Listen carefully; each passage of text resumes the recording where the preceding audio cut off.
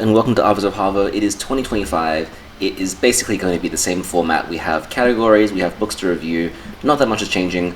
I do just want to try and make these videos a bit shorter, so whilst I have 7 categories this year, I want to try and do a max of 30 minutes. This is the first one, we'll see how that goes. So our books are going to start here. So there's only 3 because I had a bit of a disrupted reading month. A number of these are done digitally, so I will have 7 books to talk about, but these are the only ones that I have to wave around next to my face. And I will be going through the new categories for this year as well. Everything is hopefully going to be a bit more self-explanatory. Nothing this year is too complicated, and a lot of these are actually just things that I want to read, which makes me more excited than last year. Last year was a bit too heady because a lot of them were prize winners or for some particular theoretical purpose, whereas this year is really just stuff that's on my shelf, and if I didn't have this category, I wouldn't read it. So very quickly, the categories in order are another Booker Prize winner, a book because I wanted to, a book because I didn't want to, a yearly challenge book, which I'll explain in a little bit, something light, something spooky, and a Shakespeare play. So that will make up my 7. The Booker Prize winners. So I have such a mixed relationship with the Booker Prize winners, but I want to keep this category this year because I am on my way to finishing it. I've finished 28 as of this book. Booker Prize winners so far out of a total of 60, which means that if I do 12 this year and 12 next year, and another 12 in the future year, I will have finished them all. What my plan is for this year is that there's a number of these that are quite lengthy, and I want to try and finish those off so that the last couple of books I can do maybe in a month or in a shorter period of time next year. I don't know. I just want to try and get this over and done with because I have opinions, and I want to express these opinions, but I don't want to make sweeping judgments without reading all of them. So, Go With Another shared the prize in 2019 with Margaret Atwood's The Testaments, which is a sequel to The Handmaid's Tale. I'm a bit sad this shares the award because it feels like to me there's 2 books that are very much about feminism and the treatment of women in society, and Go Woman Other is a really nuanced look at that, which I think deserves a full year of focus. So it feels a bit weird to lump the 2 feminist books together.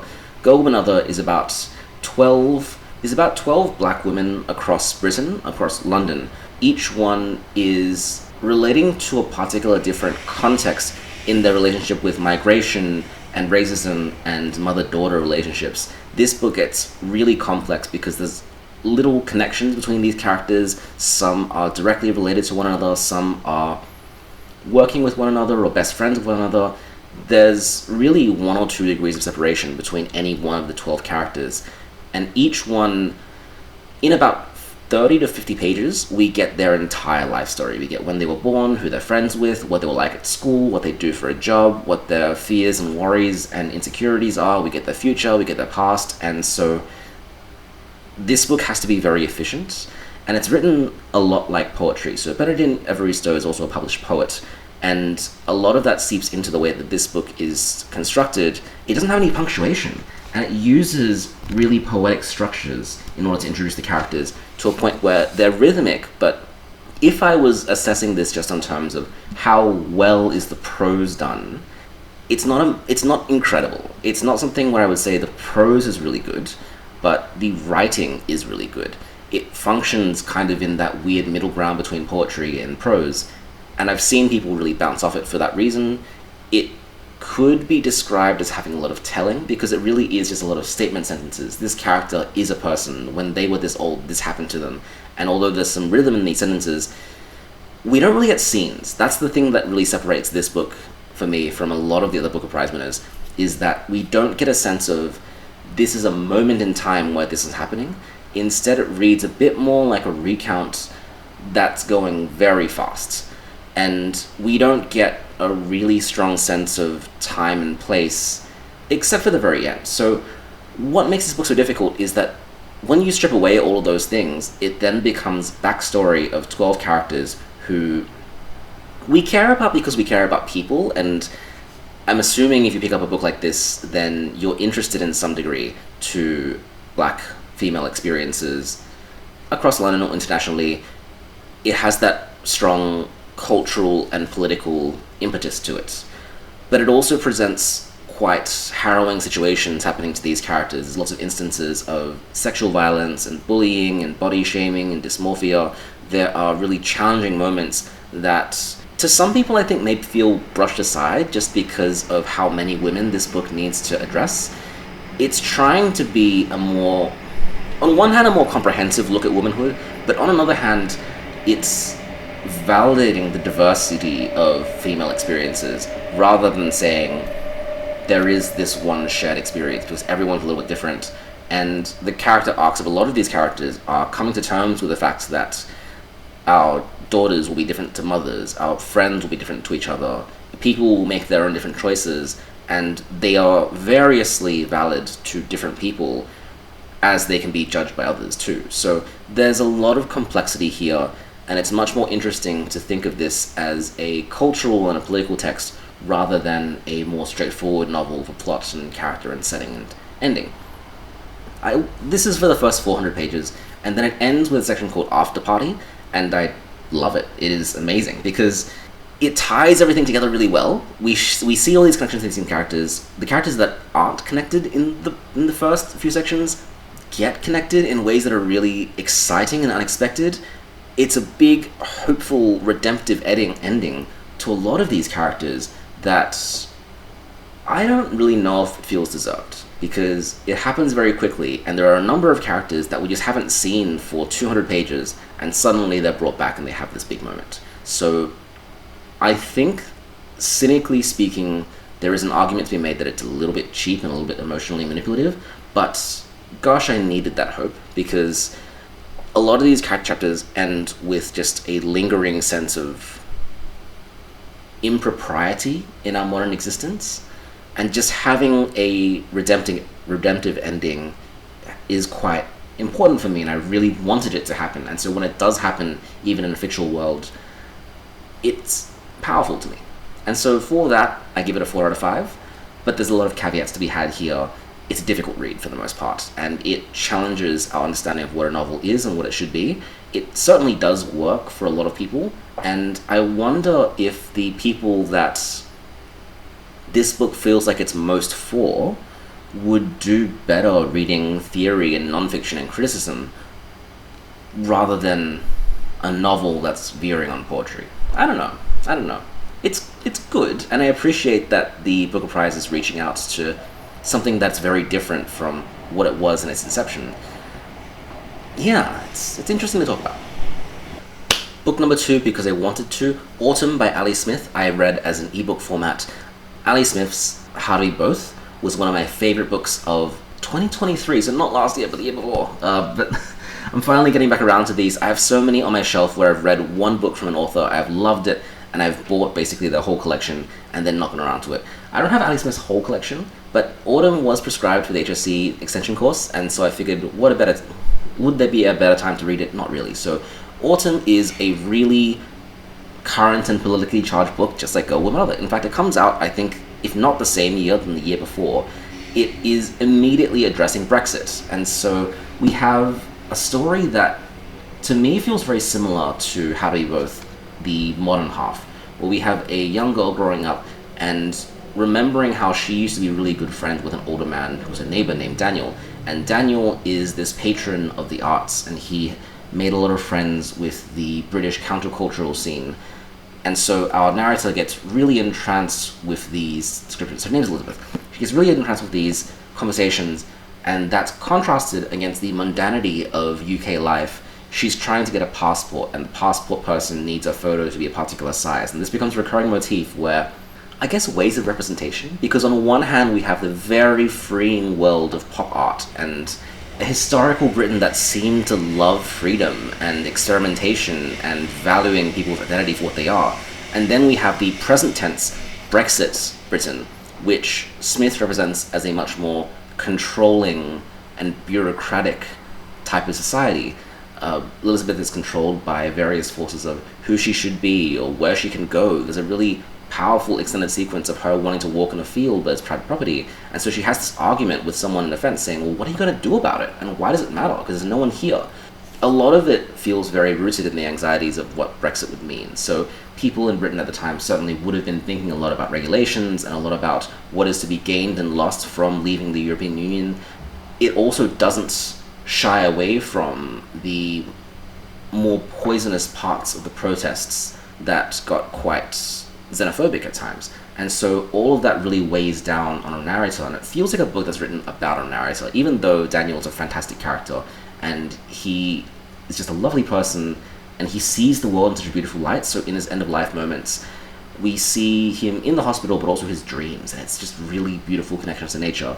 But really, we're also in the mind of Elizabeth, and Elizabeth is just under all the weight of being young in the late 2010s, early 2020s, where everything's kind of in flux, and different political parties and factions and ideologies are trying to prove themselves valid to her.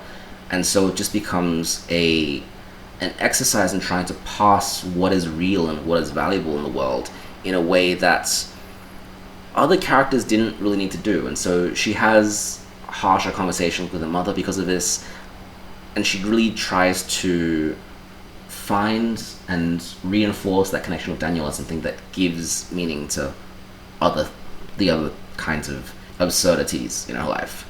It's hard to explain. It's a book in vignettes. It's enjoyable for what it is. I think I liked it a bit less than How to Be Both because both of these books really rely on a sense of novelty, and How to Be Both being my first Ali Smith book, I really didn't know what to expect.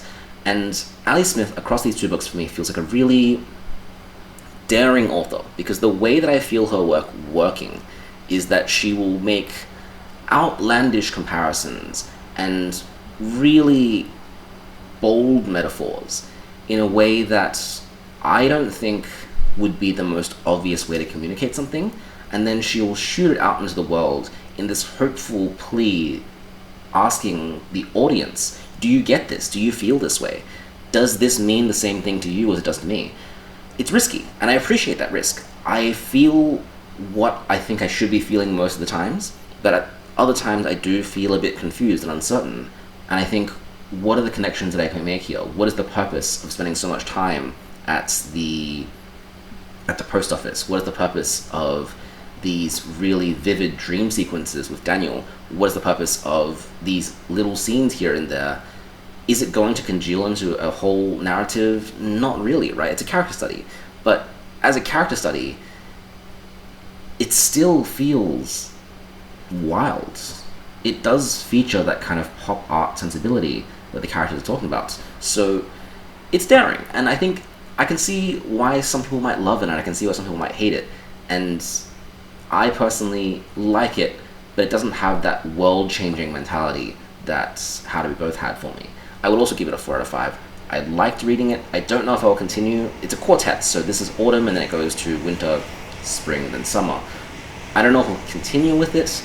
I think reading 4 books that are about Brexit would probably weigh down on me a bit too much. Like, sometimes it's nice to have a book for escapism, and this is not one of those. Book number 3, because I don't want to, The Tenant of Wildfell Hall by Anne Bronte. So I had some dislikings about Agnes Grey, which is Anne Bronte's other work, and she's only written 2, she only published 2, so it makes it a bit easier for me to get through these, and then all I have left now from the family are the Professor and Shirley and Villette from Charlotte, and then I am done. So this book is it's really fascinating, actually.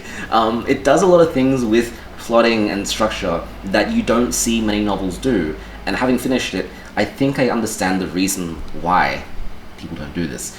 We follow a young man named Gilbert Markham. He is basically in that period of your life where you're not really sure what you want to be or what you want to do. He's looking out for romance, but he's also not deeply committed to anything, and he's in this casual flirty fling with a woman named Eliza, who he thinks is fun but also kind of boring, and his parents really don't want him to marry her because they think she's just not a valuable person, I guess.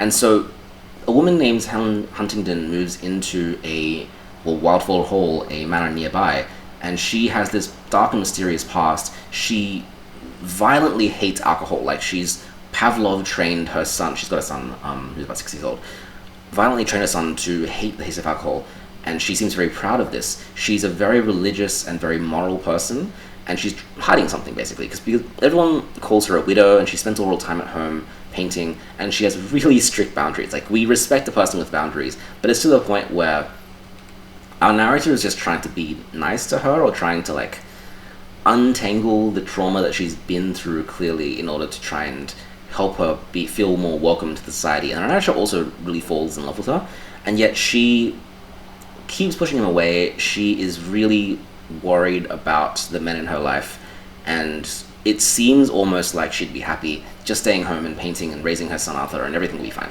So this to me doesn't seem like a setup that has a lot of movement to it. Like, at this point I could have just said, you know what, let Helen be happy and live her life, and we're done, right? And I think Anne Bronte feels kind of similar about a protagonist, Gilbert Markham, because midway through the book, maybe a third into the book, he falls really deeply in love with her, and so he starts making advances, and very respectfully, of course, but just asking more about her life and asking if there's any possibility of romantic connection. And she is torn between reciprocating because she clearly does feel something, and refusing because she's married. And then one day she just breaks down and gives her this diary. And I should also say, it's an epistolary novel, so this novel is written in letters from Gilbert Markham to his friend. I do not believe that they're letters. I forgot that it's an epistolary novel, because no one writes letters like this. It's a novel. None of it feels like it's trying to communicate a letter to somebody else. Like, I don't know what letter writing was like in the 1800s, of course, but he would be mailing parcels, because the letters are so long, and they don't address the person that he's writing to at all.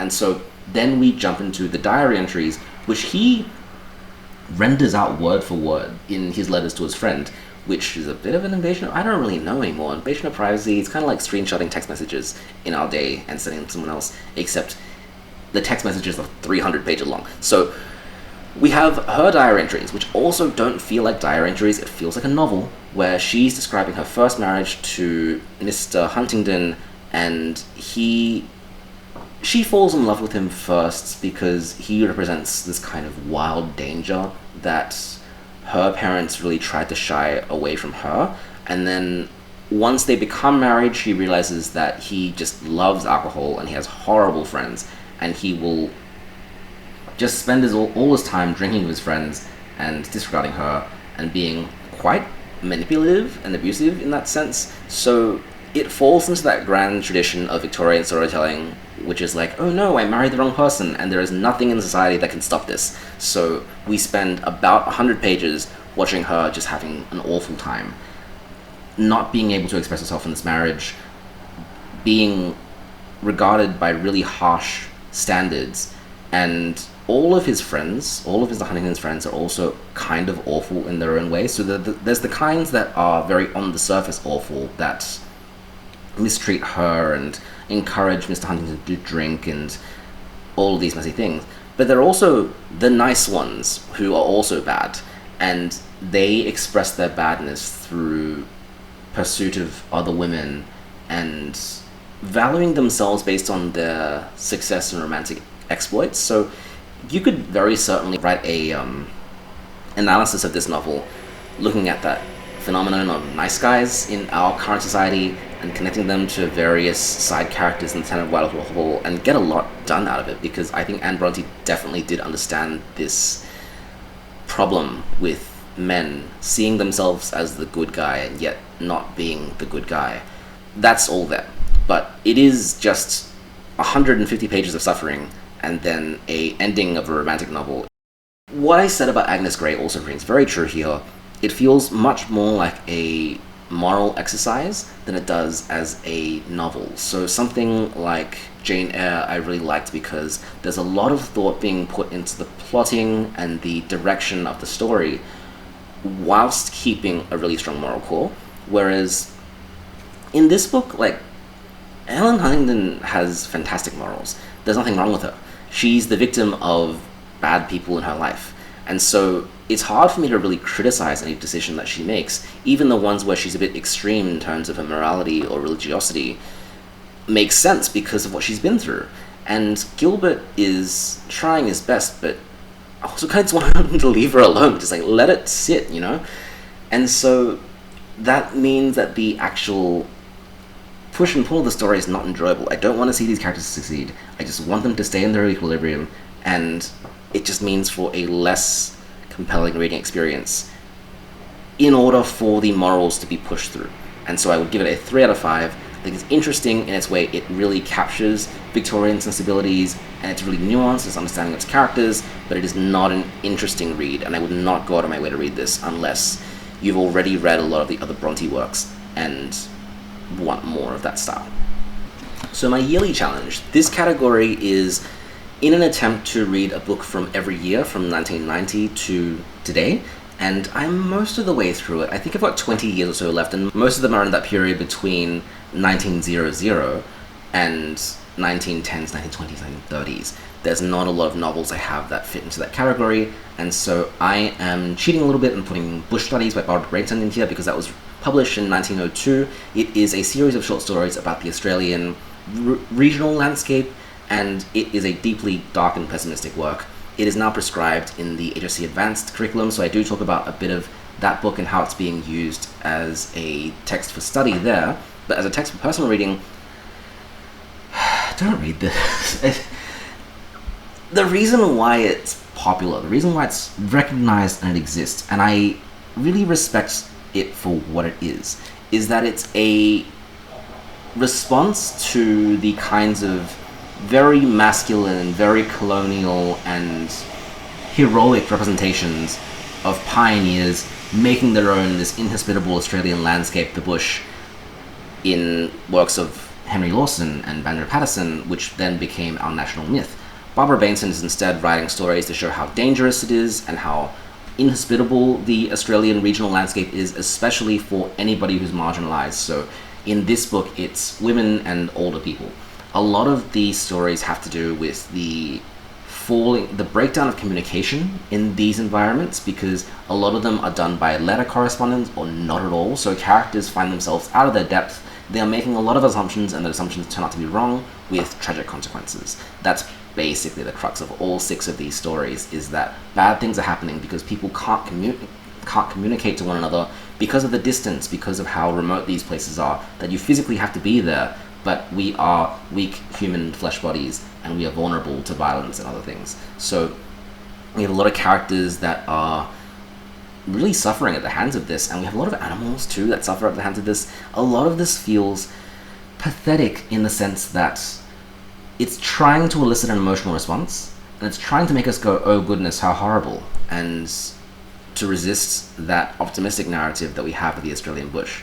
In a political sense, that's necessary. I get why it's here, and I also get why a lot of women authors in the 1900s revisited this work and championed it because of its role in resisting that dominant national narrative. So a lot of feminist writers like Judith Wright and Helen Garner have talked about how important these stories are to the Australian canon. For me, it's important that they exist, but beyond that, I would much rather read works that this inspired rather than it itself. The prose is really difficult to parse. It uses so much Australian vernacular that even when reading the dialogue aloud, I can't often understand what the characters are trying to say, and they spend a lot of time on additional details that makes me wonder what's even happening in the plot of the story.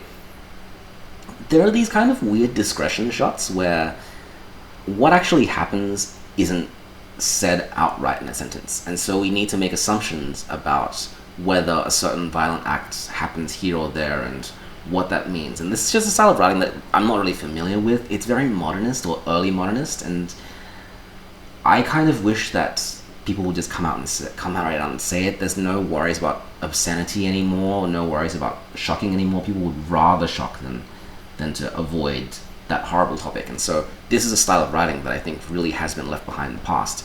And I respect authors in the modern day who go out of their way to write works like this and say, I'm not breaking new ground. I am continuing a historical trend, and they go out of their way to find works that fall into line of what they're trying to do.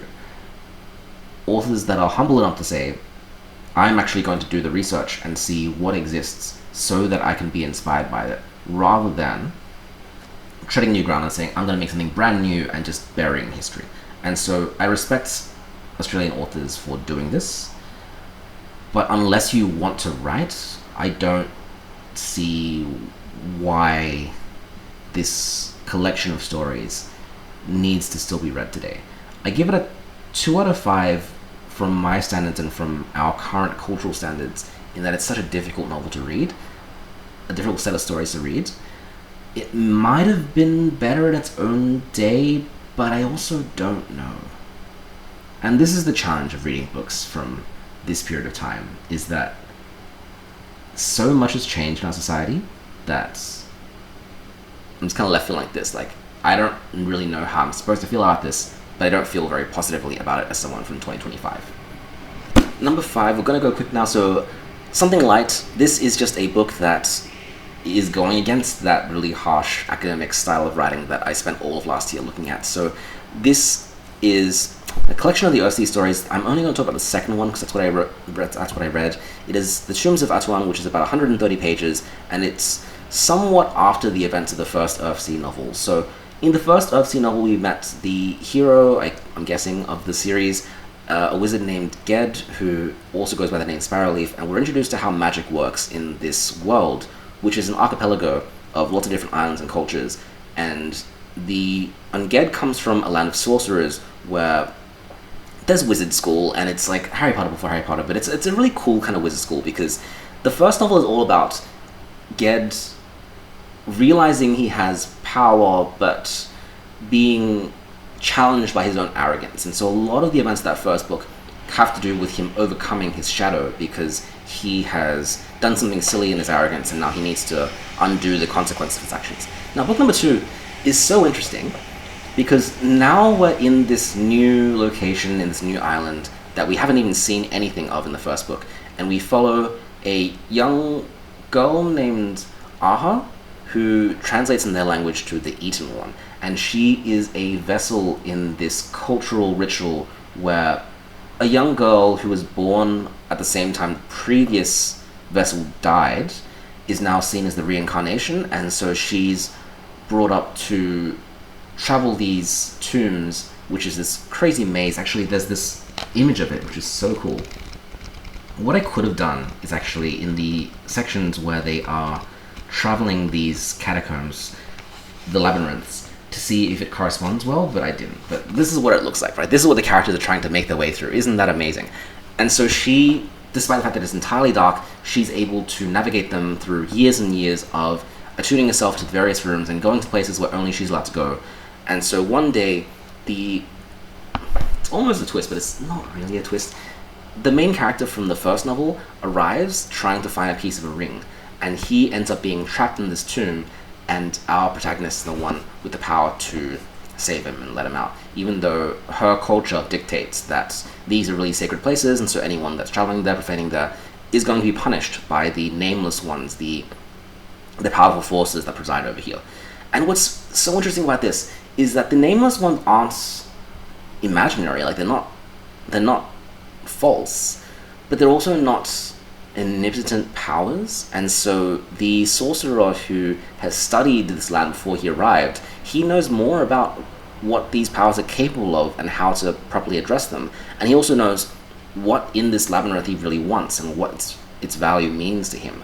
Whereas Aha, being raised in this much more ancestral and ritualistic environment, has a lot of behaviors that she's been taught, but she doesn't really know what happens when she pushes against them or goes against them, because no one does that. And the belief in the consequence of doing that is more powerful than what might actually happen. And so the reader's always in this kind of flux. I always really like how Le Guin's novels tend to have a more cultural element. They explore politics and they explore ritualistic elements of society, and she's really good at that. She is really good at recognizing how these rituals begin and how they strengthen themselves, there's a little brief, I think it's even just a paragraph, but a brief moment of history where Get is trying to explain how the culture here at the tombs became the way that it was, and it is this kind of escalation where things get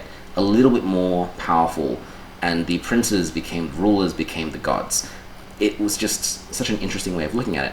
And it's a nice self-enclosed story too. I like that we're getting the perspective of a character who is not the main character.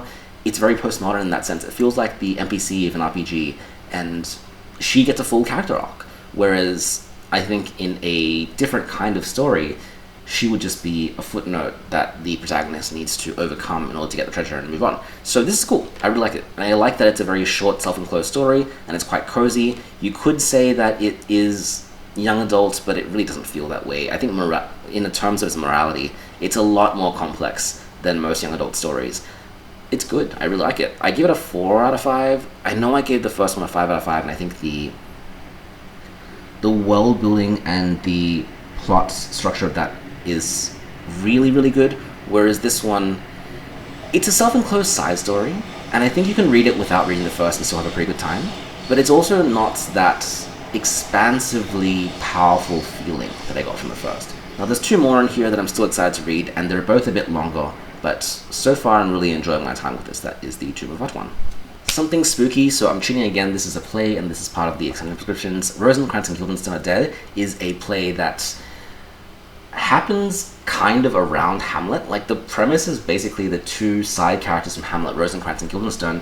In all the scenes where they're not actually on stage and they're not actually saying the lines from Hamlet, they're just waiting, and they're just doing silly things. And so this is a story about that. And as they're doing those silly things, they end up in really deep and philosophical conversations about the events of Hamlet, but also what it means to be a human being, what it means to be alive, what it means to be dead.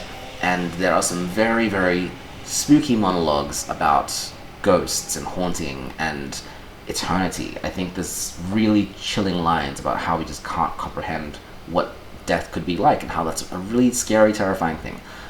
This category is something spooky. I chose it because this year I'm trying to work on my own novel, I guess. I don't even know what it's going to be just yet, but it does involve haunting in some sense, and I'm looking at different cultural representations of haunting. So part of it is integrating Chinese cultural knowledge, and part of it is incorporating Western cultural knowledge, some religious knowledge, like so many different ways of looking at haunting. And I want to kind of set it in Sydney and see, practically in our current day and age, what are we haunted by, and how does haunting manifest in our lives. So this play is a truly haunting play, and I don't love it. I think that its relationship to Hamlet is really interesting, and if I knew Hamlet better, which I don't. I read Hamlet maybe about 10 years ago, and I don't frequently revisit it. If I knew Hamlet better, maybe I would appreciate it more. But really what I appreciated about this play is just the absurd conversations. So Rosencrantz and Guildenstern, even in Hamlet, are kind of like the comic relief characters, and in this play they're just playing word games with each other and whiling away the time. And that to me is really funny to think about, because then when the play's characters appear, they suddenly start speaking in Shakespearean verse, and they totally change, and yet they're not. They're the same person. So that's interesting. And then the musings on death. It's fine. Like, it makes me wonder, what's the kind of person that goes out of their way to see this? What's the kind of person that will buy tickets to sit in a theater and watch 2 characters have this existential conversation about death, and have this literary, intellectual conversation about Hamlet, except for like a university professor or a school student, right? I just feel like that's what is happening here, and I'm not entranced by it, so I would give it a 3 out of 5. Last one, so every month I want to try and read a Shakespeare play, because I've only got maybe about 15 or so before I've done the whole collection, and I really want to try and finish the whole collection this year. So Richard II is the first in the second sequence of history plays in Shakespeare. So Shakespeare's histories go Henry VI, part 1, 2, 3, then Richard III. That's the first set of 4, and then the next set of 4, which is the middle of his career, is Richard II, then Henry IV, part 1 and part 2, and then Henry V. So Richard II being the first play in this series, I assumed it to set up a lot more groundwork, because Henry IV part 1 is the one that's prescribed in the HSC syllabus, and so I'm a lot more familiar with that play. Richard II is weird. I kind of get why this is not one of the plays that is commonly performed. So Henry IV Part 1 and Henry V tend to take the most priority in terms of how often you see it performed in theatres.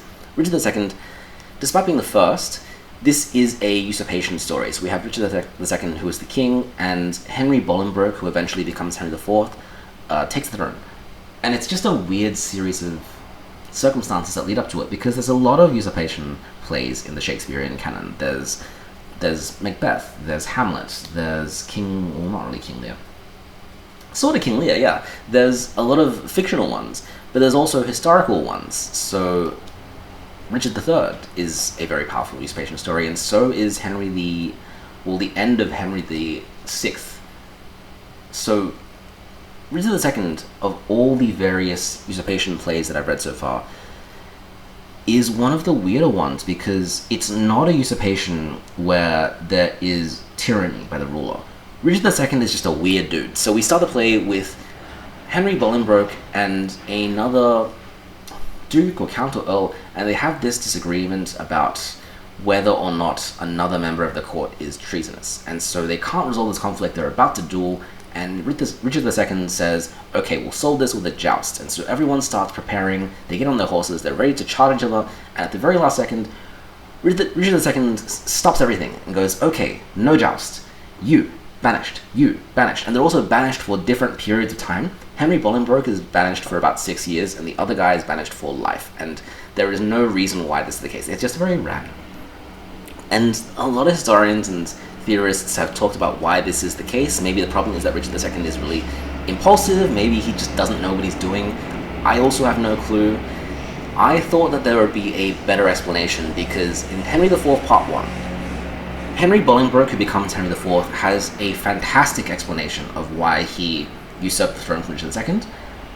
And I'm starting to realize now, reading this play, that that explanation is kind of made in retrospect, because Henry Bolingbroke doesn't have a great reason for usurping the throne other than it was available. Other than the fact that when he's in exile, there are a lot of people who sympathize with him and tell him that he has a potential to go take the throne. And he's just kind of sitting there going, you know what, might as well, you know? Like, it's not one of those stories like Macbeth where there's this big temptation of power or anything. He just kind of sees the door open, and he sees himself in the right place in the right time to do it. And there's not really a moral judgment for that fact. The moral judgment comes later in Henry IV Part 1, where the theory that Henry IV puts forward is that Richard II was always distracted, and he was hated by the populace because he was everywhere, and he was a man of the people, and he was just not an effective ruler. Whereas in this play, it's not so clear-cut. It makes me wonder. And there's not a lot of humor in this. There's one great joke where a bunch of characters are getting riled up and they want to fight each other, and they're all throwing their gauntlets to the ground, and one character doesn't have any gauntlets, so he asks a friend, hey, can I borrow your gauntlet? And the friend gives him a gauntlet, and he throws it down. Like, that's funny to me. But aside from that, there's not a lot of humor, there's not a lot of tragedy. There's a fantastic speech at the end of the play by Richard II where he doesn't fully understand how he got to where he got to, but he lost his power very quickly, and he spends the rest of his days in a prison. The historical myth says that he wasn't sentenced to death, but he refused to eat food because of the injustice that he suffered, and so he basically took his own life in that sense. But he has a speech at the end where he questions what it meant to be his kind of ruler and whether it was good or bad, and it makes the play thematically more complex than something like Macbeth, because you can really theorize of why things are the way they are. A complaint that I have that doesn't really fit anywhere is that there are a lot of rhyming couplets in this play, and that makes it feel kind of weird, because I tend to like Shakespeare when it's verse but not rhymed. It just feels more grand that way, whereas when they start speaking in rhymes, it just sounds like they're doing nursery rhymes. It doesn't really work for me, so I give this a 3 out of 5. Okay, that's 7 books for January 2025. Thank you for joining. Those are the 7 categories that we're going to be doing going forward, and hopefully with some creative editing I can squeeze this video down to the right length. In February we are going to be doing book a day, and I might want to do no more of these in the future. Maybe this is the last time I do this, but we'll see how it goes with each passing day. I've got my stack behind me over there next to the TV in the Sad Octopus. We'll see. Hopefully it all goes well. I will be hopefully putting up the videos for Extension English and also some writing advice videos as well. The reason why I want these to be shorter is so I can focus on different styles of writing advice and really focusing on my own writing practice as well, because I've read a lot, and I think the reading... I'm getting the mission returns. Am I not? I've read a lot. I think that's... I want to see what else I can do. I want to see what else is out there, what else is available. Yeah, thank you for joining.